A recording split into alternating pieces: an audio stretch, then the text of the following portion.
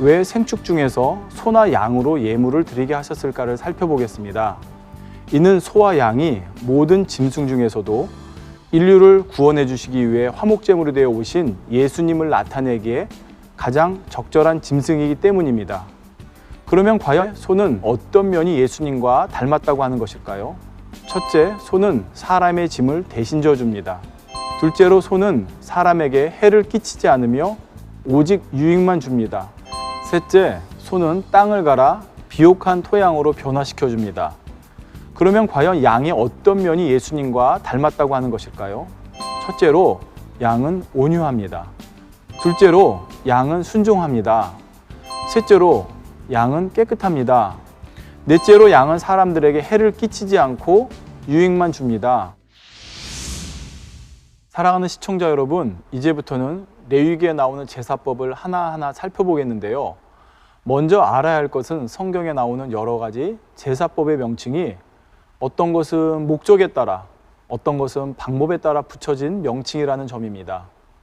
먼저 번제, 소제, 속죄제, 속건제, 화목제는 제사 목적에 따라 죄사함을 위한 것인지 또는 마음의 소원을 응답받기 위한 것인지 아니면 하나님과 이웃에 대한 과실을 보상하기 위한 것이라든지 각각 그 목적에 따라 드리는 제사가 달라지는 것입니다. 여기에 대해서는 잠시 후 하나하나 설명해 나갑니다. 다음으로 화제, 요제, 거제, 전제, 여기서 전제는 관제라고도 합니다.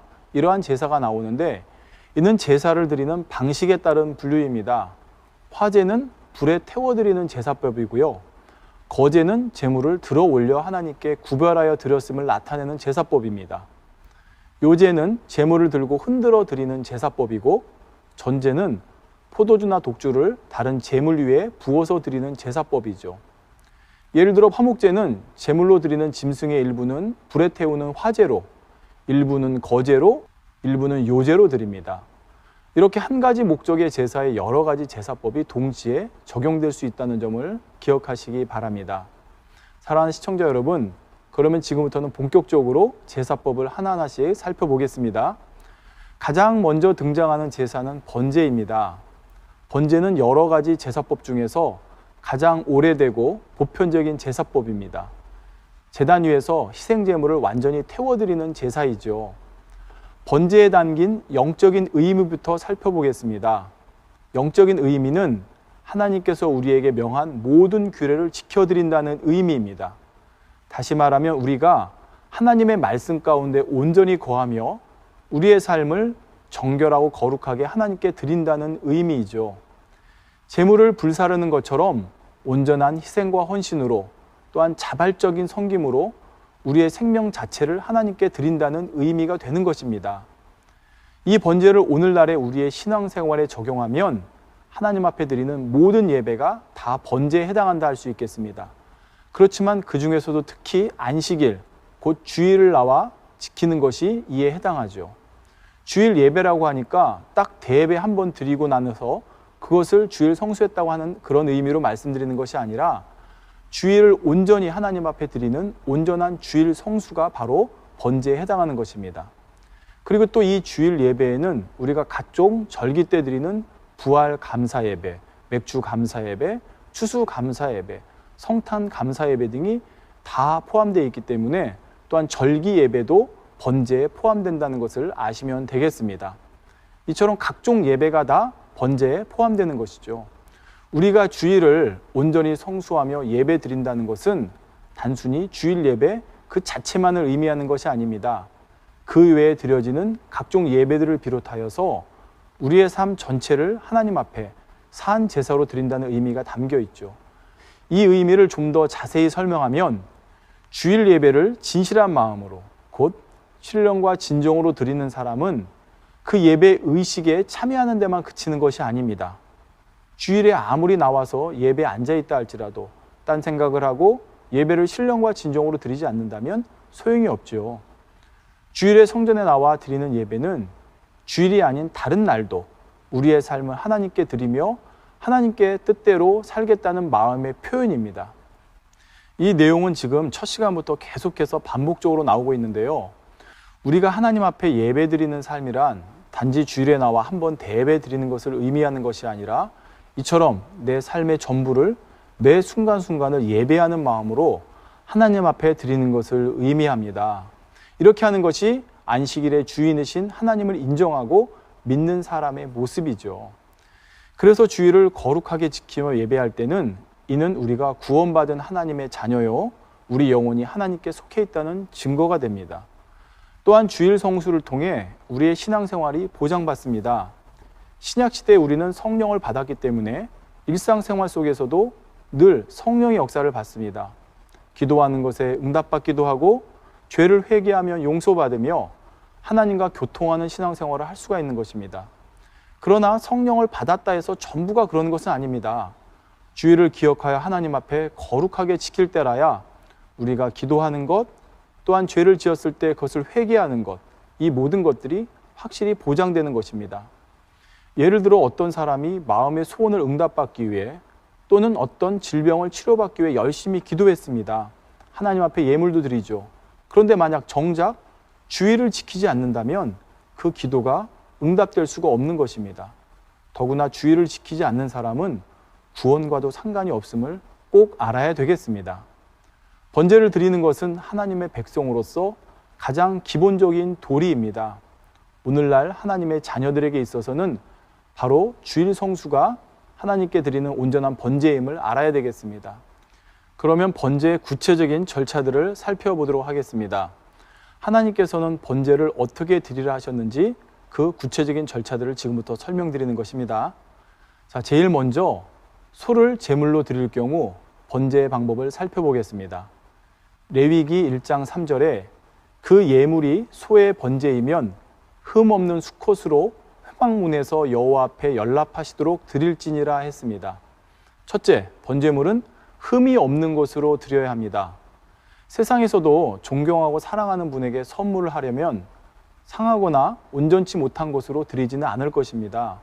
가장 좋은 것으로 골라서 포장도 정성스럽게 해서 드리겠죠.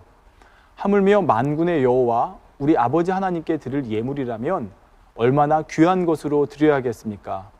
말라기 1장에 보면 이스라엘 백성들이 흠이 있는 제물을 드림으로 하나님의 이름을 멸시하였다고 책망하시는 말씀이 나옵니다.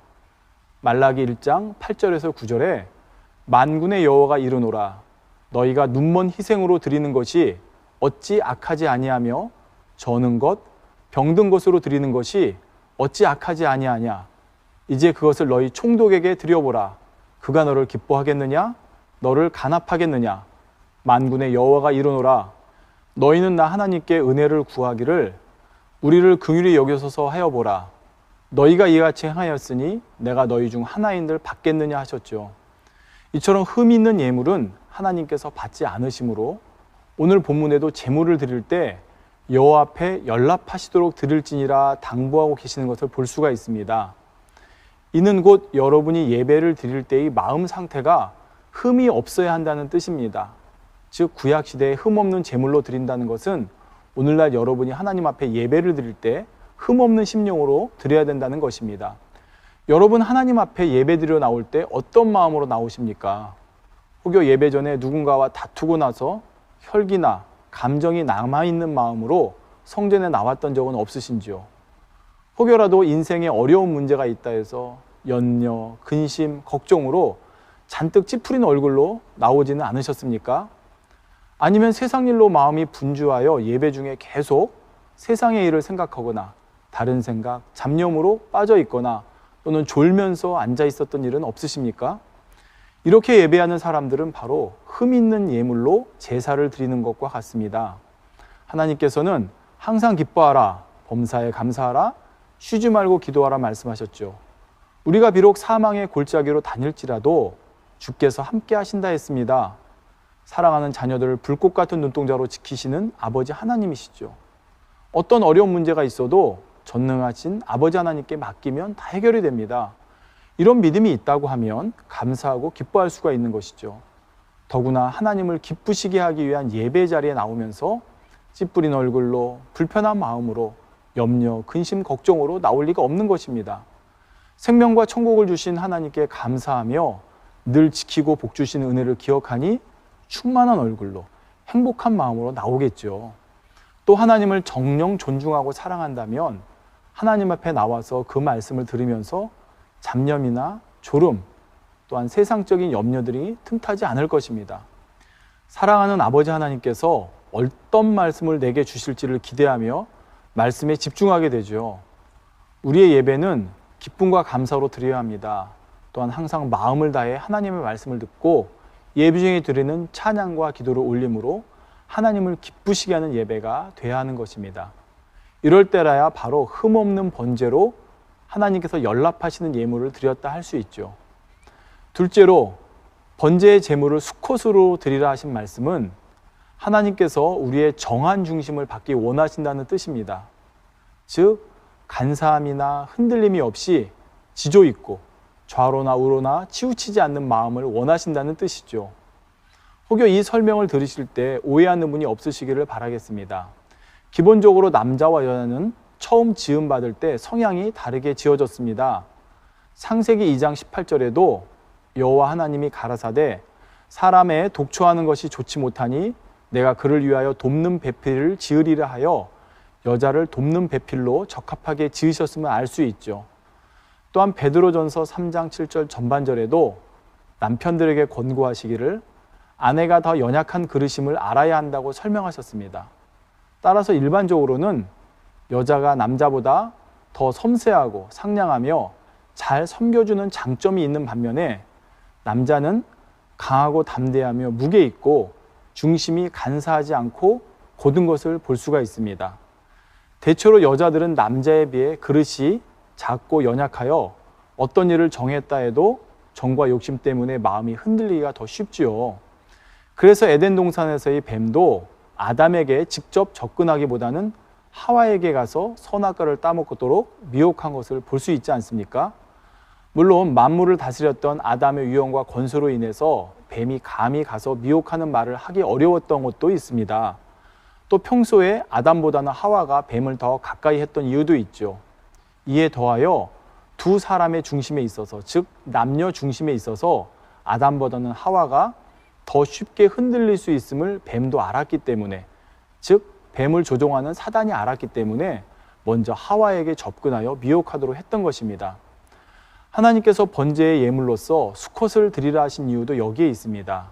곧 예배하는 여러분의 중심이 오직 하나님께 향하며 하나님만 사랑하고 경배하기를 원하신다는 것을 나타내죠. 좌로나 우로나 치우치지 않고 오직 하나님의 말씀대로 지켜 행하며 혹여 세상을 사랑하여 미혹받아 나가는 일이 없기를 원하시는 것입니다. 다시 한번 설명하지만 여기서 여러분이 오해하시면 안 되는 것이 하나님께서 타고난 성별에 따라 남자를 더 사랑하시고 여자를 덜 사랑하신다는, 남자를 더 귀히 여기시고 여자를 덜 귀히 여기신다는 그런 의미로 설명하는 것이 아닙니다. 남자를 사랑하신다는 말씀은 바로 남자에게 있어서 더 뛰어난 중심을 더 아버지께서 기쁘게 더 높게 치신다는 그런 의미입니다. 남자 중에도 물론 간사하고 쉽게 변하는 사람이 있는가 하면 여자 중에도 중심이 곱고 장구와 같은 큰 그릇을 가진 사람이 있지 않습니까? 그러면 하나님께서 어느 편을 더 사랑하시겠습니까? 비록 여자라 할지라도 이렇게 곧고 아름다운 중심을 가진 사람이라면 당연히 더 크게 사랑하시죠. 따라서 하나님께서 수컷을 드리라 하신 그 의미는 바로 정한 중심, 고든 중심으로 드리라는 의미이지 곧 수컷이라고 하는 성별을 하나님께서 강조하시는 것은 아니라는 것입니다. 성경에 보면 우리 주님께서 부활하셨을 때도 막달라 마리아가 가장 먼저 주님을 만났습니다. 수많은 남자 제자들이 있었지만 이 여인의 사랑이 가장 승했고 주님을 향한 중심이 가장 고닿기 때문에 바로 하나님께서 막달라 마리아를 통해 부활하신 예수님을 처음 만나는 영광을 얻도록 하신 것이죠. 사사시대에는 수많은 남자들을 제치고 여인인 드보라가 사사로 세워진 일도 있었고 시어머니를 지극히 섬긴 룻의 사랑과 중심은 결코 남자보다 못하다 할 수 없습니다.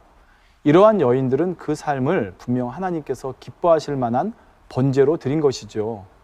그러므로 본문의 수컷을 예물로 드리라는 것은 곧고 정한 중심을 가지고 예배하며 하나님을 섬기라는 의미입니다. 하나님께서 자녀들에게 대해서 남녀를 차별하신다는 의미가 아니라는 것이죠. 그러니 혹시라도 오해하는 일이 없으시기를 부탁드립니다. 흠없는 수컷의 의미는 기쁨과 감사함으로 드리는 흠없는 마음, 그리고 하나님을 향하여 변개함이 없는 정한 중심으로 예배한다는 의미가 되는 것입니다.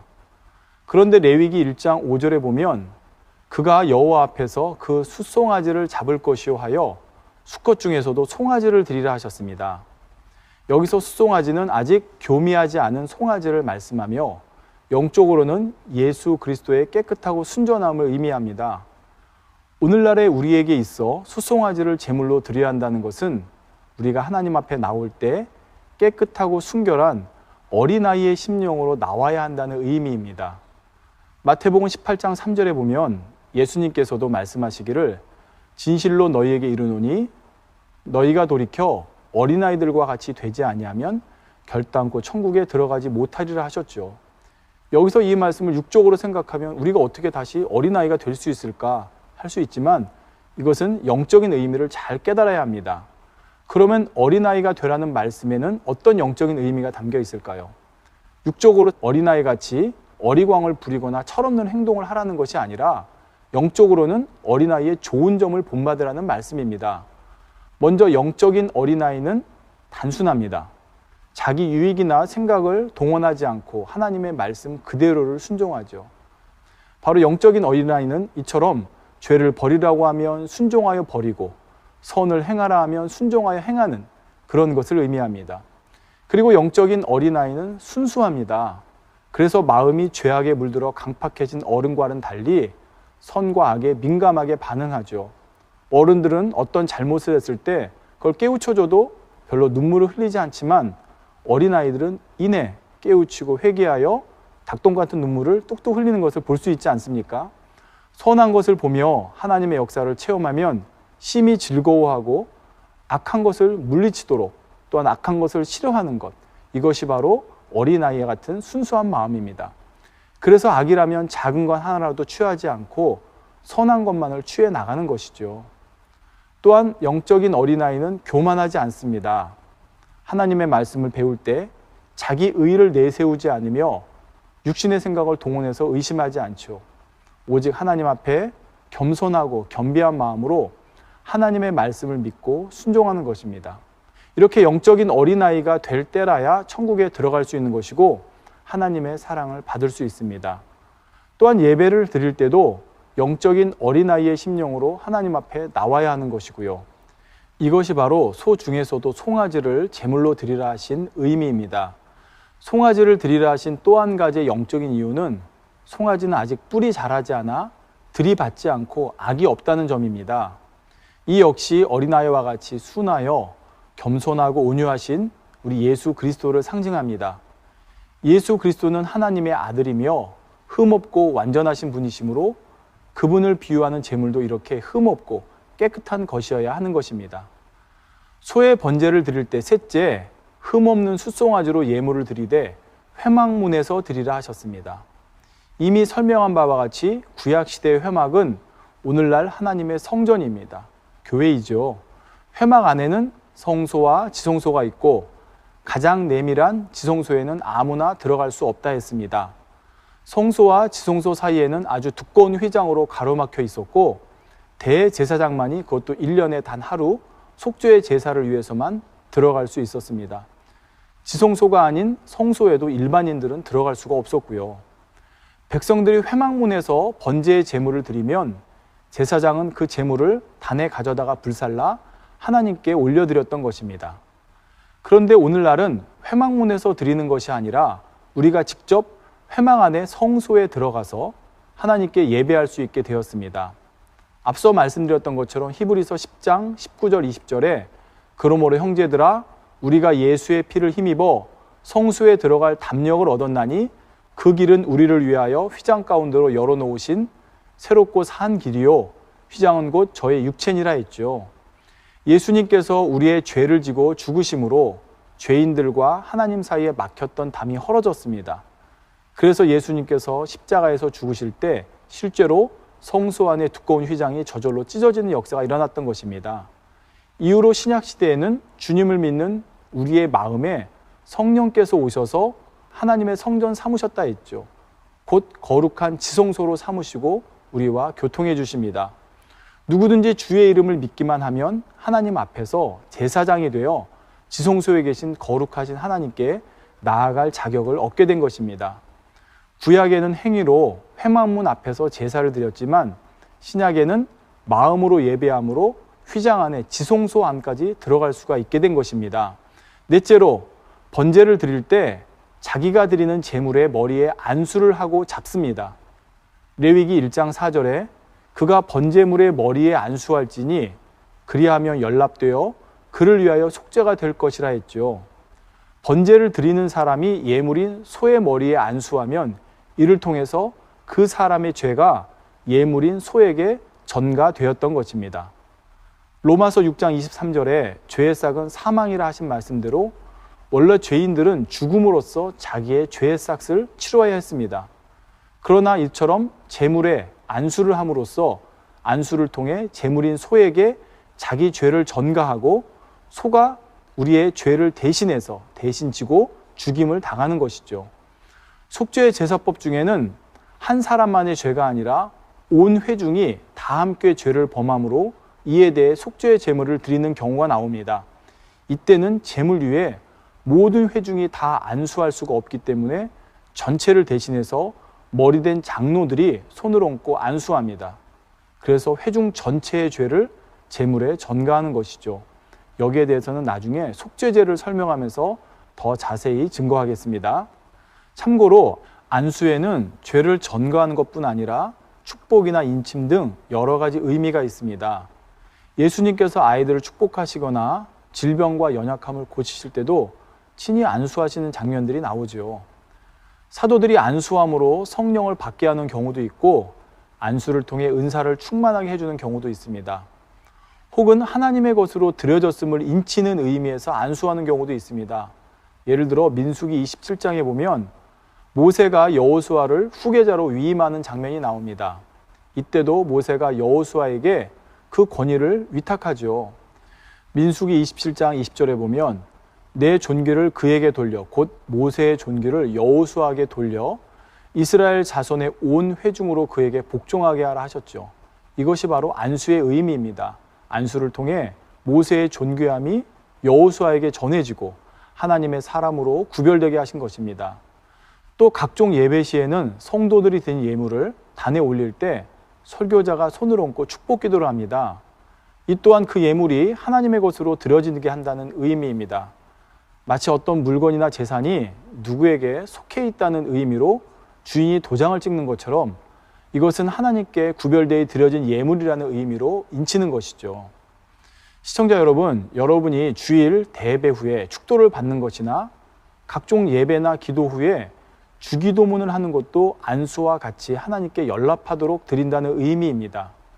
주기도문은 우리 예수님께서 너희는 이렇게 기도하라 하시고 친히 가르쳐 주신 기도의 내용입니다. 주님께서 가르치신 기도로서 예배나 기도를 마무리하여 하나님께서 이 예배를 또 이 기도를 받으셨음을 믿음으로 고백하는 행위가 되는 것이죠. 내가 이렇게 하나님께 예배 드렸으니, 내가 이렇게 하나님께 기도하였으니 하나님께서 연락하시고 영육간에 축복 주신 줄로 믿습니다 하는 고백으로서 내 스스로 인치는 기도가 되는 것입니다. 그러니 여러분이 예배 끝에 주기도문을 할 때 혹시라도 잡념 가운데 입술로만 따라하거나 소홀히 여겨서는 안 됩니다. 또한 주기도문을 마치기 전에 나가서도 안 되는 것이고요. 예수님께서 친히 가르쳐 주신 이처럼 소중한 기도임을 기억하여서 예배와 기도의 모임을 하나님께 온전히 드린다는 의미로 안수하는 것임을 깨달아서 그 마지막 순간까지 아름답게 드려야 할 것입니다. 이러한 의미를 잘 기억함으로 중심을 다해서 한마디 한마디 그 주기도문의 내용을 되새기면서 기도해야 되는 것이고요. 다음으로 축도는 하나님 앞에 주의를 지키며 예배한 후에 신령과 진정으로 예배하고 주의를 지킨 사람에게 하나님께서 약속하신 축복의 징표로서 인치는 것입니다. 레위기 9장에 보면 하나님께서 알려주신 방법대로 속죄제와 번제와 화목제를 마칠 때 대제사장 아론이 백성에게 축복하니 하나님의 영광이 나타난 장면이 기록되어 있죠. 레위기 9장 22절에서 24절에 보면 아론이 백성을 향하여 손을 들어 축복함으로 속죄제와 번제와 화목제를 필요하고 내려오니라. 모세와 아론이 회막에 들어갔다가 나와서 백성에게 축복하며 여호와의 영광이 온 백성에게 나타나며 불이 여호와 앞에서 나와 단 위에 번제물과 기름을 살인지라 온 백성이 이를 보고 소리 지르며 엎드렸더라 했죠. 이와 같이 여러분이 예배를 마치며 축도로서 인칠 때 하나님께서도 예배 전체를 받으시고 그 연락하신 증거를 보여주십니다. 여러분이 주의를 온전히 지킨다는 것은 곧 내가 영적으로 하나님께 속해 있다는 증거가 됩니다. 그러므로 안식일을 거룩하게 지켜서 하나님 앞에 나와 예배하고 축도로 온전히 마무리했을 때 그 한 주간을 하나님께서 지켜주시는 것입니다. 원수마귀 사단이 틈타지 못하고 어떤 사고나 시험 환난을 만나지 않도록 보호하시고 풍성한 축복을 누리게 하시죠. 그러면 번제를 드리는 사람이 수송아지를 잡는다는 것은 무슨 의미일까요?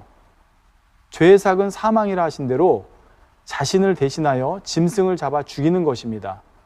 수송아지는 아직 교미하지 않은 깨끗한 상태이며 마치 천진난만한 어린아이처럼 사랑스럽습니다. 하나님께서는 번제를 드리는 사람이 수송아지처럼 깨끗하고 순결한 어린아이의 심령으로 예배를 드리며 다시는 죄를 짓지 않기를 원하셨습니다. 그래서 사랑스러운 수송아지를 잡아 죽이면서 스스로 죄를 회개하고 마음을 결단하기를 원하셨던 것입니다. 사도 바울은 고린도전서 15장 31절에 형제들아 내가 그리스도 예수 우리 주 안에서 가진 바 너희에게 대한 나의 자랑을 두고 단언하노니 나는 날마다 죽노라 고백했죠. 하나님 앞에서 수송아지를 죽여야 하나님의 은혜가 임할 수 있는 것처럼 우리 자신이 날마다 죽어질 때라야 우리 안에 하나님의 은혜가 온전히 임할 수 있다는 말입니다. 하나님의 뜻과 반대되는 모든 비진리의 마음, 교만, 욕심, 자기 의와 틀, 그 밖의 모든 악을 다 버려야 하나님 앞에 자신의 몸을 거룩한 산 제사로 드릴 수가 있는 것입니다. 다섯 번째, 제물의 피를 제사장이 회막문 앞 단 사면에 뿌리는 것에 대해 그 의미를 살펴보겠습니다. 단 사면에 피를 뿌린다는 것은 아버지 하나님께서 원하시는 방향, 우리가 마땅히 가야 할 방향에서 벗어나 어긋나게 가면서 범죄한 모든 것들을 다 사함받는 의미가 여기에 포함되어 있는 것입니다. 여섯째, 번제의 희생에 가죽을 벗기고 각을 뜹니다. 세상에서 묻은 죄의 더러움, 온전하지 못한 모습들을 이와 같이 예배 전에 회개하는 것이 바로 예물의 가죽을 벗기는 것에 해당합니다.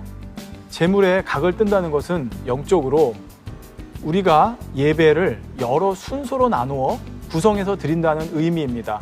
이제 일곱 번째는 제사장이 단위에 불을 두고 불 위에 나무를 버려 놓습니다. 여덟째는 제물을 불 위 나무에 버려 놓습니다. 여기서 먼저 머리를 불사른다는 것은 우리 머리에서 나오는 비진리의 생각을 태워버려야 한다는 뜻입니다. 그러면 우리가 씻어내야 할 더러움은 과연 무엇이 있을까요? 구약시대에는 행위적으로 번제물의 더러움을 씻었지만 신약시대에는 마음의 더러움을 씻어야 합니다.